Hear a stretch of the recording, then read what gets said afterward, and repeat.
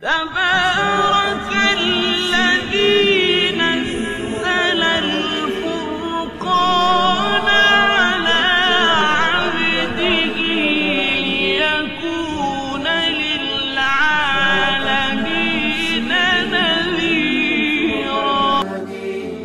حينما رددت يا رب العباد وانتشت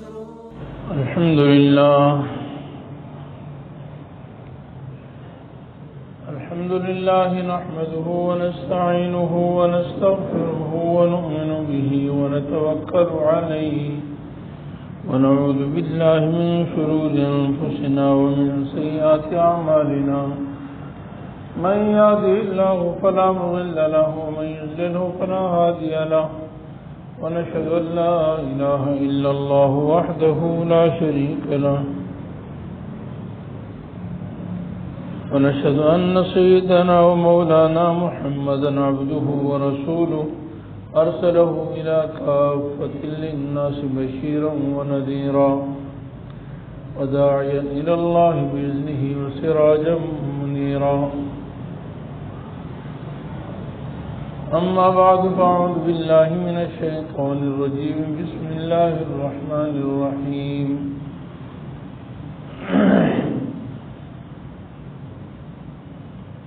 الذين يقيمون الصلاة ومما رزقناهم ينفقون. وقال النبي صلى الله عليه وسلم: من صلى لله 40 يوما مع التكبيرة الأولى كتب له براءة من النار وبراءة من النفاق، أو كما قال عليه الصلاة والسلام. صدق الله ورسوله النبي الحبيب الكريم، ونحن على ذلك لمن الشاهدين والشاكرين، والحمد لله رب العالمين. اللهم صل على محمد وعلى آل محمد كما صليت على إبراهيم وعلى آل إبراهيم إنك حميد مجيد. اللهم بارك على محمد وعلى آل محمد كما باركت على إبراهيم وعلى آل إبراهيم إنك حميد مجيد. رب اشرح لي صدري ويسر لي أمري واحلل عقدة من لساني يفقهوا قولي. رب زدني علما. اللہ جل جلالہ کے لیے ساری تعریفیں ہیں.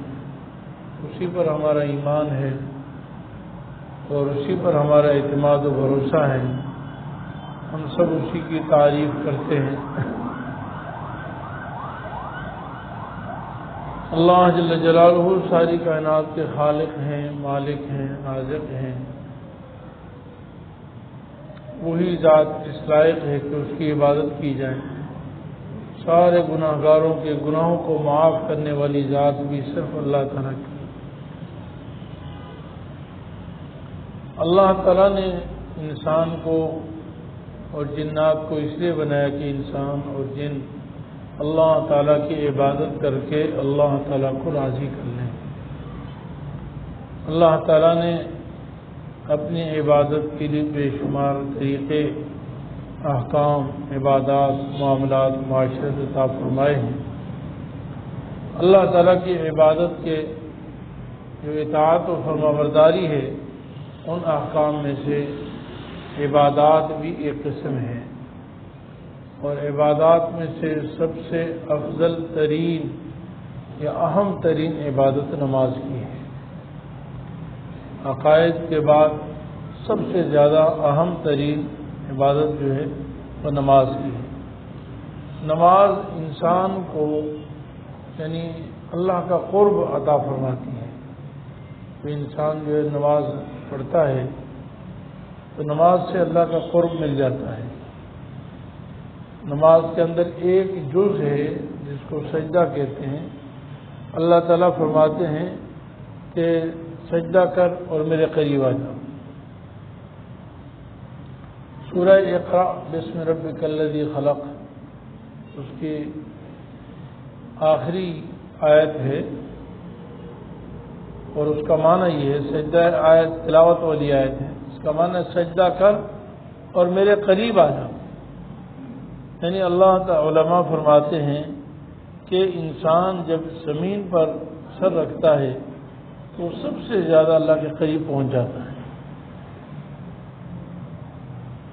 انسان کا قرب، انسان کو اللہ تعالیٰ کا قرب نصیب ہو جاتا ہے، اور انسان کی زندگی کا مقصود یہی ہے۔ اس لیے اللہ تعالیٰ نے نماز کے اہتمام کی بہت زیادہ تاکید فرمائی۔ پورا قرآن کریم بھرا پڑا ہے اور احادیث مبارکہ اس سے بھری پڑی ہیں کہ نماز کا اہتمام کریں، نماز پابندی سے پڑھیں۔ نبی کریم صلی اللہ علیہ وسلم نے تو یہاں تک فرمایا ہے کہ یعنی ایمان اور کفر کے درمیان جو فرق کرنے والی چیز ہے نا، وہ نماز ہے۔ یعنی جو نماز پڑھتا ہے وہ مومن ہے، جو نہیں پڑھتا وہ کافر ہے۔ اور جس نے نماز نہیں پڑھی اس نے دین کا گرا دیا، قد ہدم الدین، اس نے دین کو گرا دیا۔ کہیں فرمایا یہ نماز دین کا ستون ہے۔ ایسی بات ہے، کوئی بھی عمارت ستون کے بغیر کھڑی نہیں ہو سکتی، اس کے ستون گر جائیں گے تو عمارت گر جائے۔ اور ایسے ہی رسول اللہ صلی اللہ علیہ وسلم نے بہت مشہور حدیث ہے، متواتر حدیث ہے کہ اسلام کی بنیاد 5 چیزوں پر ہے، اور وہ 5 چیزوں میں سے پہلی چیز عقیدہ ہے، اور عقیدے کے بعد 4 عبادات ذکر فرمائی، یعنی نماز، زکوٰۃ، روزہ اور حج۔ تو نماز کے اہم ہونے میں اور بہت اہم ترین فریضہ ہونے میں، اللہ کے قرب کا ذریعہ ہونے میں کوئی شک شبہ نہیں۔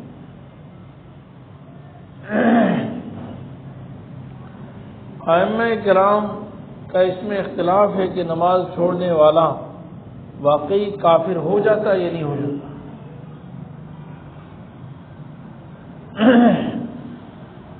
ائمہ میں سے امام احمد ابن حنبل رحمہ اللہ کا مسلک یہ ہے کہ جس نے جان بوجھ کر نماز چھوڑ دی اس کی نکاح ٹوٹ گیا۔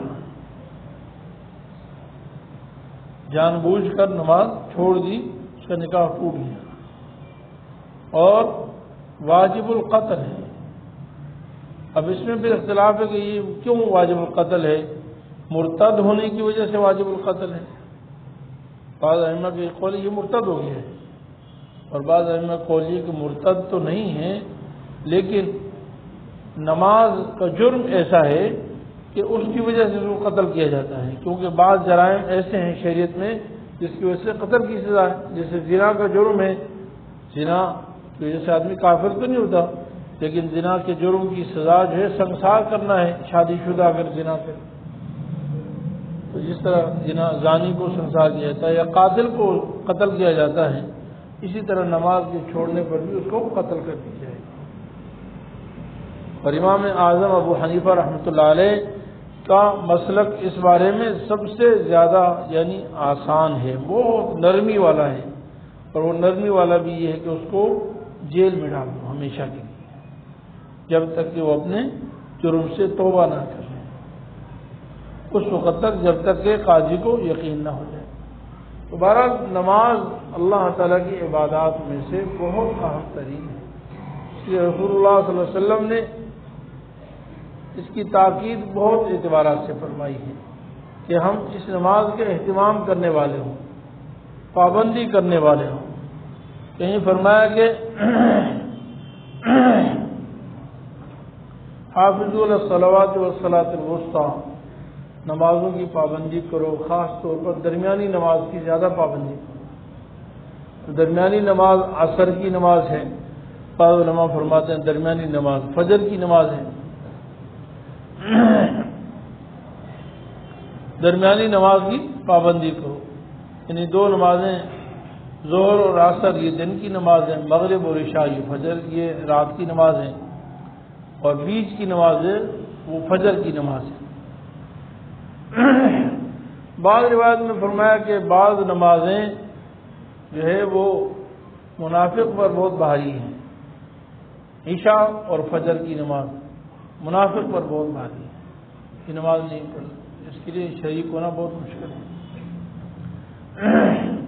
بعض روایت میں رسول اللہ صلی اللہ علیہ وسلم نے ارشاد فرمایا کہ بعض لوگوں کی عادت ایسے ہے کہ وہ منافقوں جیسی کہ شام کو عصر کے وقت میں بیٹھا رہتے ہیں اور وہ دیکھتے ہیں کہ سورج کب غروب ہوتا ہے، زرد ہونے کے قریب ہوتا ہے، وہ جلدی سے بھاگ کے جاتے ہیں اور 4 مرتبہ یعنی 4 ٹھونگے جیسے مرغا ٹھونگ مارتا ہے نا، ایسے جلدی جلدی سجدے کر کے آگے، اس کو منافق کی نماز کہا گیا ہے۔ آپ صلی اللہ علیہ وسلم نے نماز کی بہت زیادہ تاکید فرمائی ہے۔ کہیں فرمایا کہ ایمان کی علامت ہے، جس کو نماز کے لیے آتے جاتے دیکھو اس کے ایمان کی گواہی دو۔ ایک حدیث میں رسول اللہ صلی اللہ علیہ وسلم نے ارشاد فرمایا کہ فجر کی نماز کے لیے جو شخص صبح سویرے اٹھتا ہے اور مسجد چلا جاتا ہے، فرمایا اس کے ہاتھ میں اللہ تعالی کے لشکر کا جھنڈا ہوتا ہے۔ اللہ اکبر، کتنی بڑی فضیلت ہے سوچنے والوں کے لیے، نصیحت والوں کی۔ یعنی آپ کسی کے لشکر ہو، کسی کی فوج ہو کسی ملک کی، اور پھر اس کے آپ سپہ سالار ہوں، آپ کے پاس اس لشکر کا جھنڈا آپ کے ہاتھ میں ہو، آپ اس کے چیف آف آرمی اسٹاف ہوں، کمانڈر ہوں۔ فرمایا جو فجر کی نماز کے لیے جاتا ہے وہ رحمان کے لشکر کے جھنڈا اس کے ہاتھ میں ہوتا ہے، ایک اللہ تعالیٰ کی لشکر میں داخل ہے۔ قرآن کریم میں ارشاد ہے اولئک حزب اللہ۔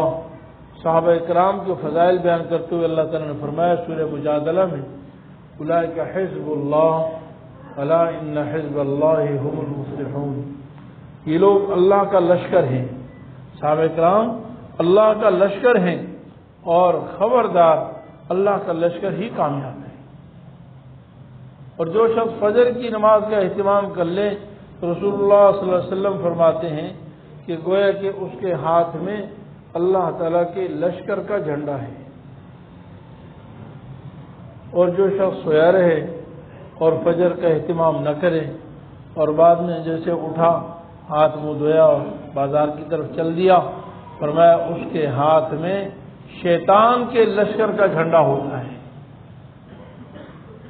شیطان کے مطلب شیطان تو دنیا بھر کی ساری برائیاں ہیں، یعنی ساری برائی کا مجموعے کا نام شیطان ہے۔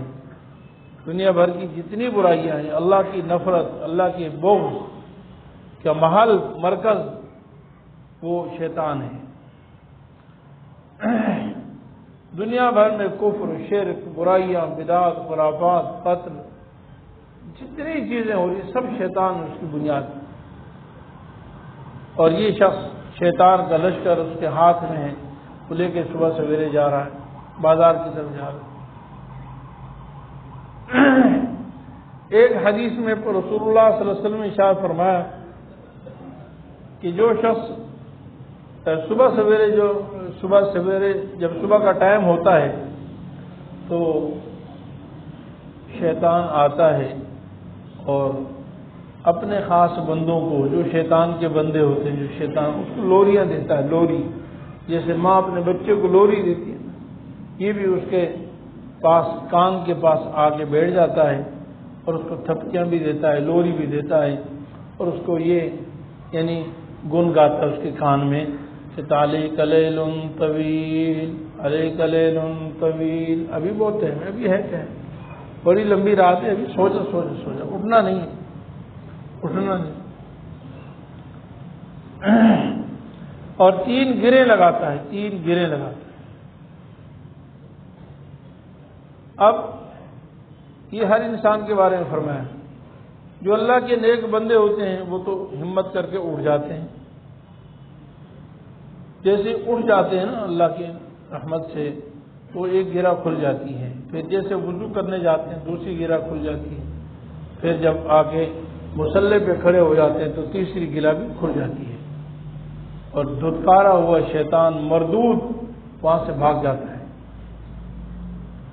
لیکن جو اس کے بندے ہیں، جو اس کے تابعدار ہیں، وہ ایسے ہی سوئے رہتے ہیں یہاں تک کہ جب نماز نکل جاتی ہے، نماز کا وقت ختم ہو جاتا ہے، تو وہ سمجھ جاتا کہ اب یہ میرا خاص بندہ ہے نا، منحوس آتی ہے۔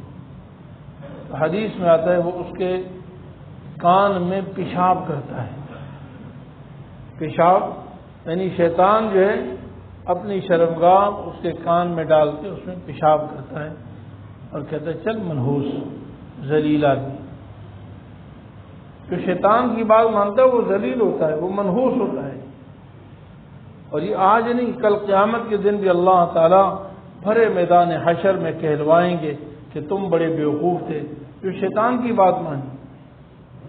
تو فرمایا کہ وہ جب پھر اٹھتا ہے نا بعد میں تو خبیث النفس کا سلام، رسول اللہ صلی اللہ علیہ وسلم نے فرمایا وہ خبیث النفس ہوتا ہے، گندا اور سست، پورا دن ایسے رہتا ہے۔ یعنی صبح کی نماز کا اہتمام نہ کرنے کی وجہ سے یہ اس کی سزا ہے۔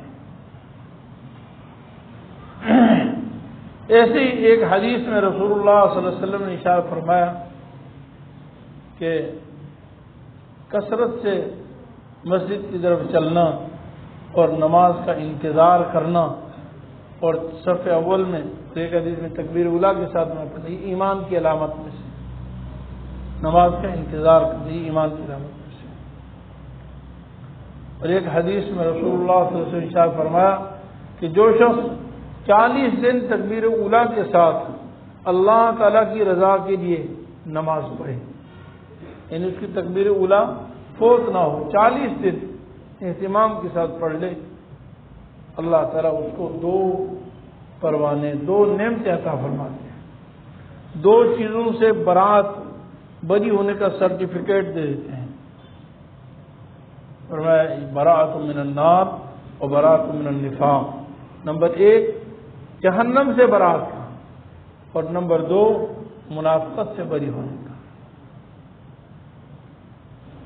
ایک تو فرمایا کہ اللہ کے لیے پڑھے، یعنی جو بھی کام ہو اللہ کو راضی کرنے کے لیے ہو، ریاکاری کے لیے نہ ہو، دکھلاوے کے لیے نہ ہو، اپنے دنیاوی کاروبار بڑھانے کے لیے نہ ہو، کسی اور غرض کے لیے نہ ہو۔ یہ نہیں کہ دکان نہیں چلی تو جلدی سے اٹھ گئے، صبح کاروبار کی پریشانی ہے، کوئی اور پریشانی ہے، کورٹ میں کیس ہے، کوئی اور مسئلہ ہے، اس کے لیے جی مسجد میں آنا شروع کر دیا، پابندی شروع ہوگی، اور جب پریشانی ختم ہوگی تو مسجد بھی گئی۔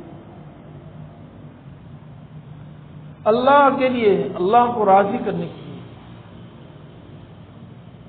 40 دن پڑھے۔ دوسرا فرمایا 40 دن تکبیر اولیٰ سے پڑھے۔ دیکھیے کتنے خوش قسمت لوگ ہیں دنیا میں جن کی زندگی بھر تکبیر اولیٰ نہیں فوت ہوتی، زندگی بھر تکبیر اولیٰ فوت ہوتی، وہ کتنے خوش قسمت ہیں، ان کا مقام کتنا ہو، ان کا کتنا اونچا درجہ ہوگا کہ زندگی بھر تکبیر اولیٰ سے نماز پڑھتے ہیں۔ یہاں تو آپ صلی اللہ علیہ وسلم صرف 40 دن کی فضیلت بیان فرما رہے ہیں، اور اس کا یہ مطلب نہیں کہ 40 دن پڑھنے کے بعد اس کے علاوہ پڑھے نہیں، یہ 40 دن کی فضیلت ہے۔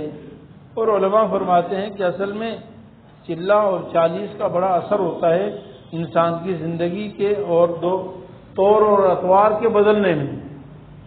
جو شخص واقعی اللہ کی رضا کے لیے، اصل میں یہ دوا ہے، دیکھو دوائی ہمیشہ نہیں کھائی جاتی، جب بیماری ہوتی ہے تو دوائی کھائی جاتی ہے، جب ٹھیک ہو جاتا ہے تو دوائی کی ضرورت ختم ہو جاتی ہے، پھر نارمل زندگی گزاری جاتی ہے۔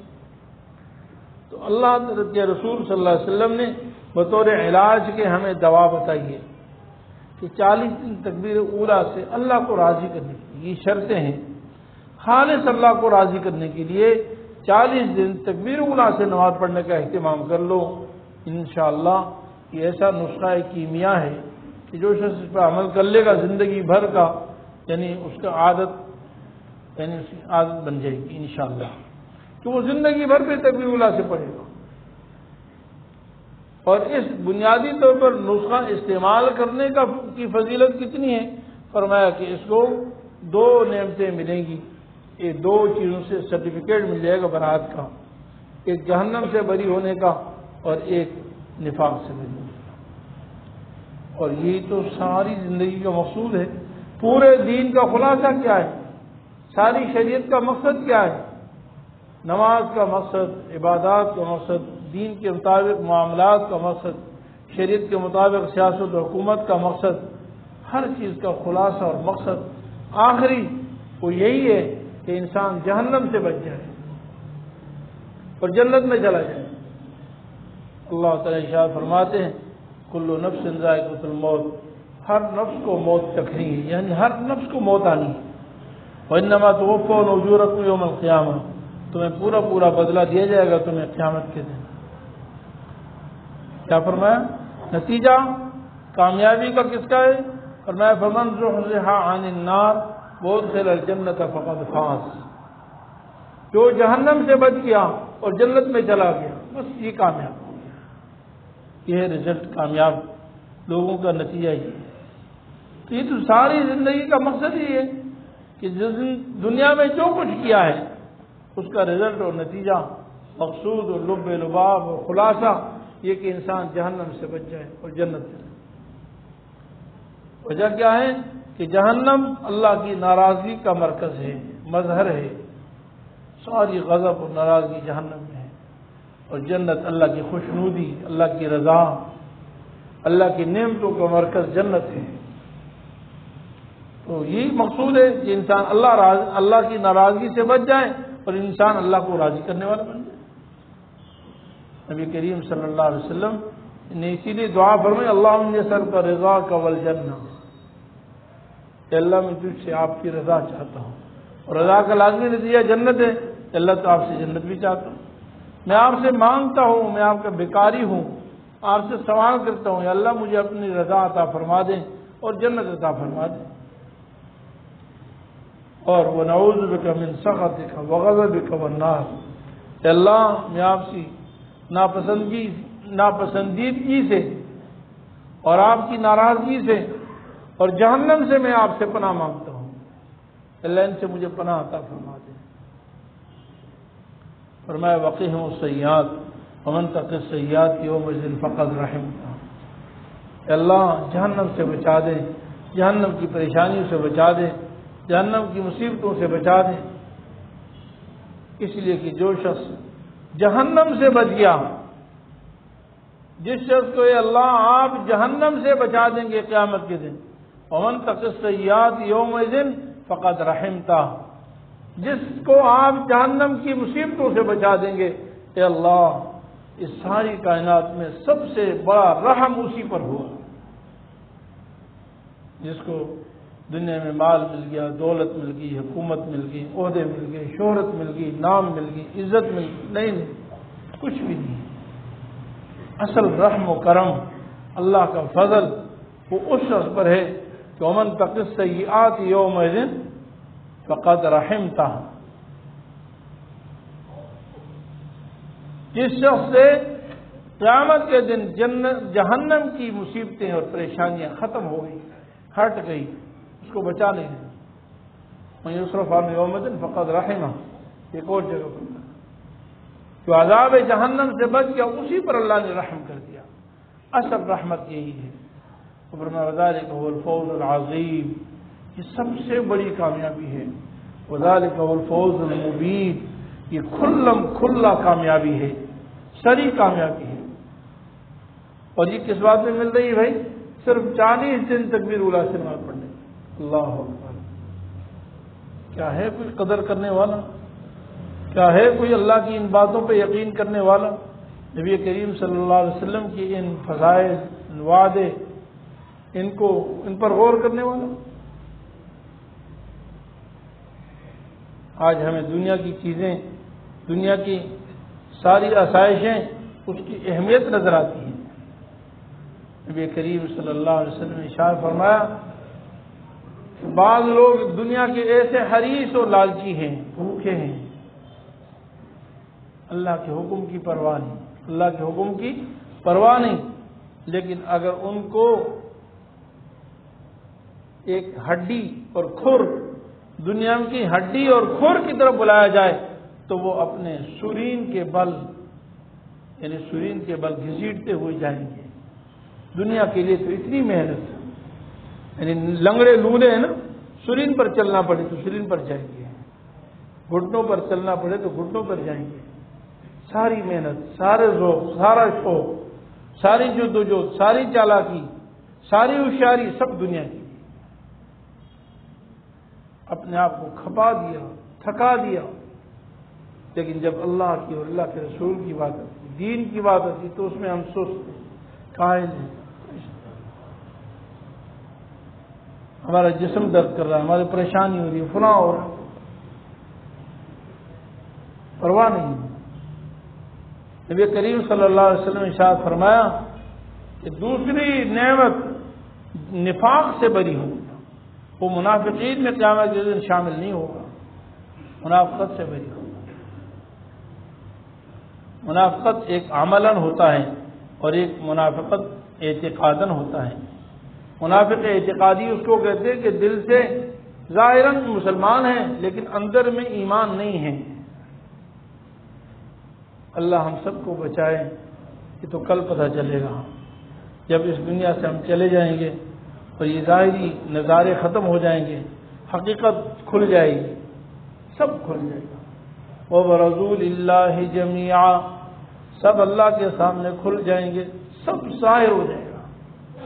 یعنی ہمارا ظاہر اور باطن کھل جائے گا.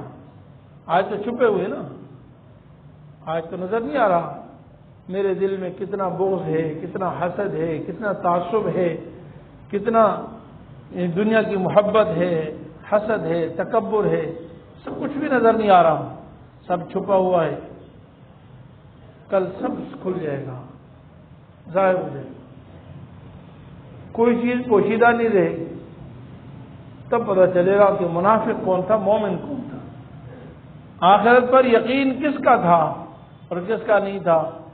ایک تو ہے کہ رسماً بس مسلمانوں میں پیدا ہوئے، بس یہ سب مولوی کہہ رہے آخرت ہے، پتہ نہیں ہوگی نہیں ہوگی، آئے گی دیکھی جائے گی. یہ ہمارا نظریہ ہے. اللہ کے ہاں یہ قبول نہیں ہے. جب تک یقین کامل نہ ہو، جب تک یقین کامل نہ ہو.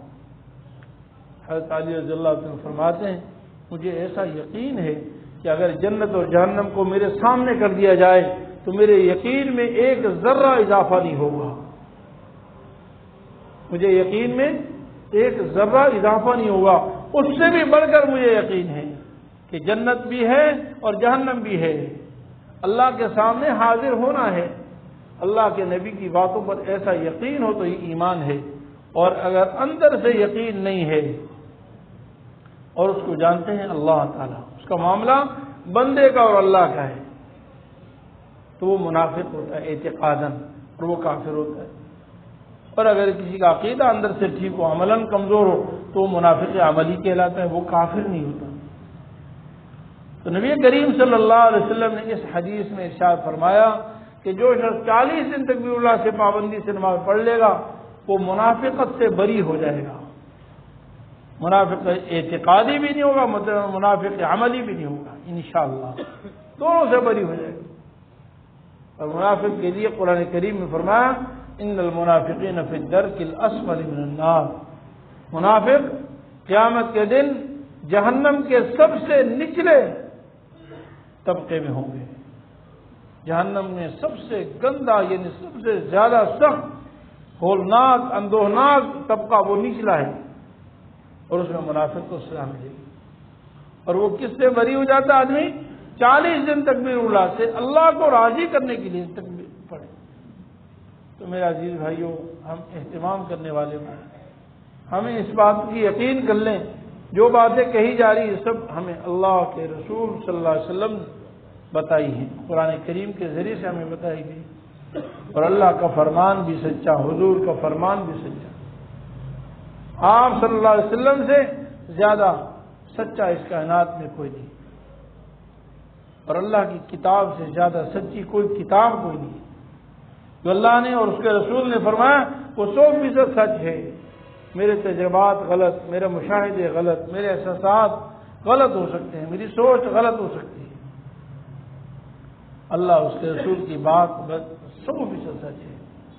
تو ہم اس کا اہتمام کریں، نمازوں کی 5 وقت کی نماز پابندی سے پڑھیں، اور اس کا اہتمام کر لیں کہ 40 دن ہم کوشش کر کے، چلو زندگی میں 40 دن ایک دفعہ تو کوشش کر لیں. لیکن کریں خالص اللہ کو راضی کریں. ہو سکتا ہے انشاءاللہ ہماری زندگی کی کایا پلٹ جائے. اللہ تعالیٰ اپنے فضل سے ہم سب کو عمل کرنے کی توفیق عطا فرمائے. وآخر دعوانا الحمدللہ. مفتی صاحب کے YouTube چینل کو سبسکرائب کیجئے اور ان کے تازہ بیانات کے ذریعے اپنی علمی، اصلاحی اور فکری آبیاری کرتے رہیے. جزاکم اللہ.